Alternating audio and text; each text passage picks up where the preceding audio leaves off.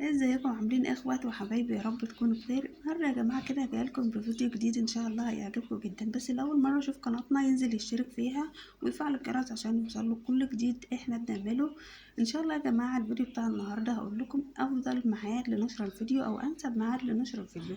طبعا يا جماعه كلنا عارفين ان الوقت المناسب لازم يبقى من حوالي 5 المغرب كده او قبل المغرب بشويه لحد الساعه 9. بعد كده يا جماعه بتلاقي الوقت دوت، يعني وقت بعد الساعة 9 مثلا حوالي 10 كده 11، في ناس كتيرة بتبقى نايمة فمش هتلاقي مشاهدات كتيرة. مش هضطر طبعا ان انا انشر الفيديو الفجر او الساعة 6 الصبح او 2 او 3، فده كلها مواعيد غلط جدا، لان المواعيد ديت اغلبية الناس بتبقى نايمة، بتبقى مشغولة.